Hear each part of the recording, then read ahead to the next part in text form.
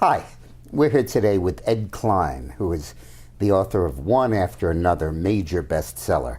And the two most recent ones that are wonderful have been The Obamas and the Clintons, Blood Feud.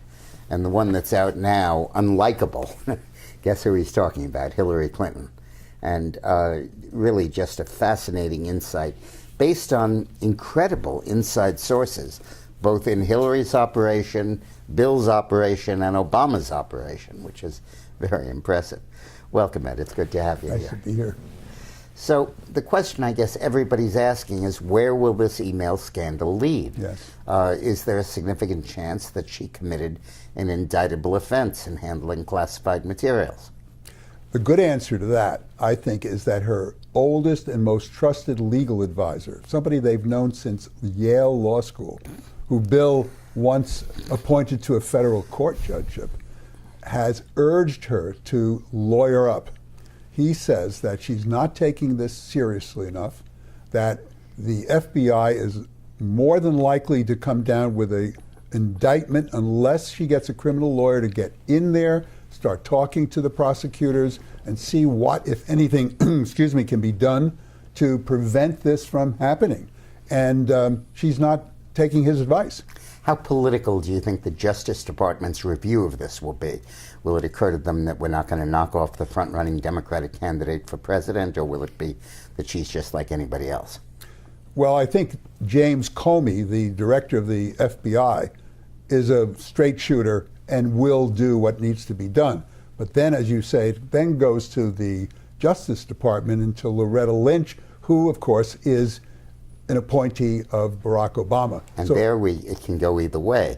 Will Obama encourage the investigation or do nothing to stop it on the grounds that he is for Biden, or will he stop it on the grounds of protecting a Democrat? My feeling is, based on my reporting, Dick, that the animosity between the Obamas, and I'm not talking only about Barack Obama, I mean Michelle Obama and Valerie Jarrett, their chief political advisor, is so deep that I don't think he's going to discourage Loretta Lynch from going ahead and impaneling a grand jury.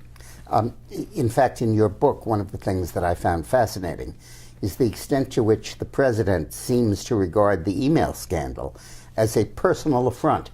I told you not to do this. I told you not to have a server. I told you not to accept speaking fees from foreign companies and governments, and you disregarded me completely. And this is your own making. I think I'm quoting him. You are, and you're absolutely right. He feels that she's defied him.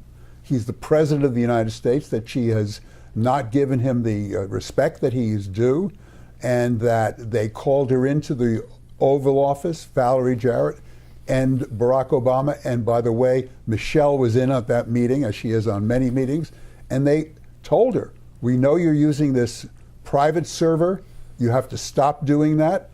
Also, by the way, you have to stop taking foreign donations to the Clinton Foundation. And she said, I think this meeting is over, and she got up and left. And walked out, and you can't hire Sidney Blumenthal. That's right, exactly. The caveat.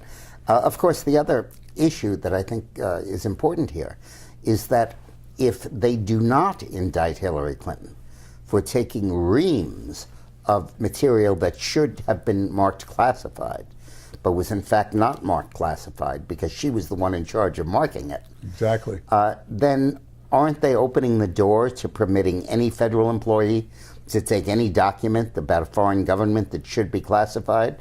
And if it's not stamped classified, he can stand on a street corner and hand it out? Well, that would be the implication, of course. But I'm wondering if that will even occur to them when it comes to the question of, do we indict her or don't we indict her? And what is the implication of indicting her? For instance, if she is indicted, I mean, that's the end of her run for the presidency. But who's going to take her place? Yeah. And if the indictment comes down after she's won the nomination and she's the actual Democratic candidate and then suddenly indicted, how are they going to find another candidate? Well, I think we need to go back to the Nixon precedent. As long as Spiro Agnew was Nixon's vice president, everybody said he's impeachment insurance because nobody would impeach Nixon and make Agnew president. Right.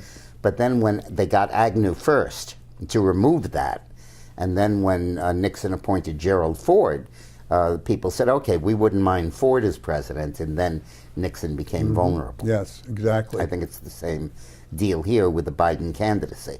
I think that if Biden is in there running and piling up points, people might feel freer to indict Hillary Clinton. I think that's true. If not motivated, at least freer. Yes, I think that's absolutely true. And indeed, I think the Obama administration sees Biden as an extension of the 2 terms that the Obamas have had, and that Biden, in return for the support he'll get, will be a good soldier, not exclude the Obamas from participating in the future of the Democratic Party. Right.